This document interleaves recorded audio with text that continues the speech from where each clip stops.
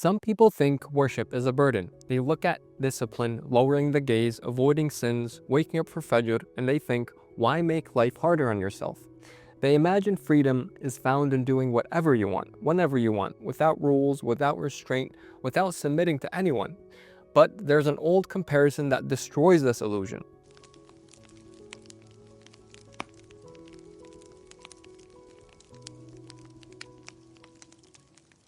Two soldiers were once ordered to travel to a distant city. They walked together until the road split in two paths.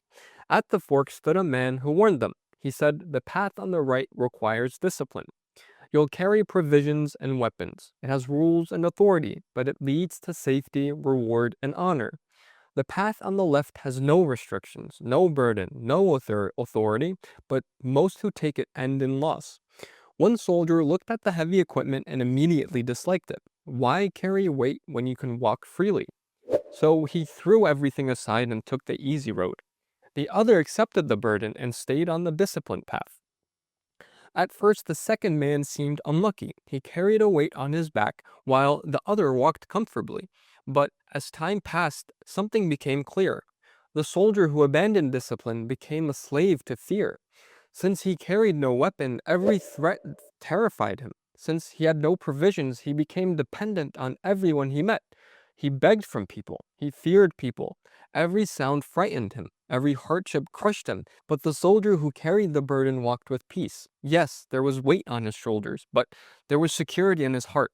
He feared no one because he knew he was protected. He depended on no one because he carried what he needed. Eventually, he reached the city with honor, while the other arrived humiliated and punished as a deserter. And that is the condition of humanity. People think worship restricts them, but in reality, worship liberates them. The person who refuses to submit to Allah ends up submitting to everything else, to desires, to anxiety, to people's opinions, to money, to fear, to loneliness, to depression. Everyone worships something.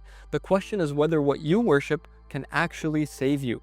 Allah does not need our prayer. We need prayer. Human beings were not created to survive spiritually disconnected from their Creator. Look at the modern world. People have more entertainment than any generation before them, yet hearts are emptier than ever. Endless distraction, endless stimulation, endless comfort, yet people cannot sit alone with their own thoughts. Why? Because the soul was not designed to live without remembrance of Allah. Prayer is not just a movement. Salah is a return. 5 times a day, Allah calls you back before the world completely consumes you. While everything around you is pulling your attention in every direction, Salah pulls you back to what is real. You stand there and say, Allahu Akbar. Allah is the greatest, greater than your fears, greater than your stress, greater than your future, greater than the thing keeping you awake at night. And people underestimate what this does to a human being.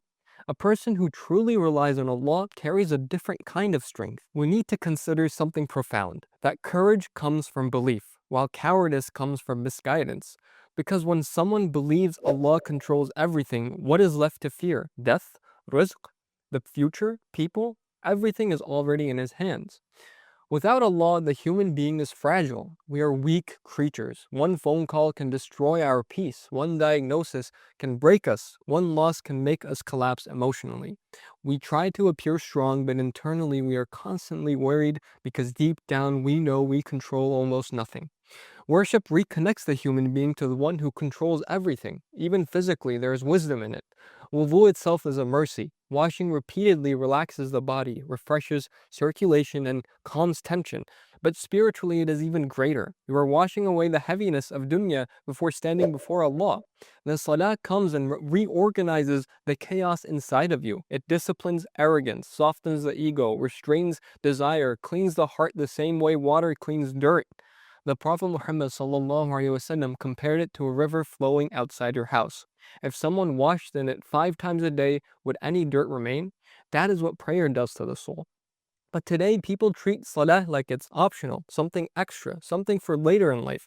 Yet the same people wonder why they feel empty, restless, and constantly anxious. The soul is starving and they're trying to feed it dunya. There's another story mentioned that perfectly captures this reality. A young man once argued with an older atheist while traveling through the mountain roads.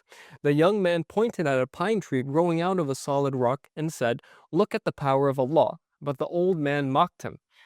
"There is no God," he insisted. "Nature did this."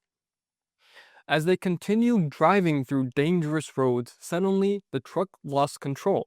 The driver shouted, "The brakes are gone." A panic exploded inside the vehicle. People began praying. Some cried. Others were prepared for death. And then the same old man who spent the entire journey denying Allah suddenly screamed, "Oh Allah, help us." Isn't that interesting? When death feels close, the fitrah speaks. The soul knows its creator even when the tongue denies him. Deep inside, human beings know they are not self-sufficient. They know there must be something greater than themselves. That's why one of the saddest things in existence is a person who never makes sujood to Allah. This is because every human being will eventually bow, if not to Allah, then to desires, to fear, to addiction, to status, to people, to dunya. Everyone bows to something. But the believer bows only to the one who created everything, and that sujood is freedom and not humiliation.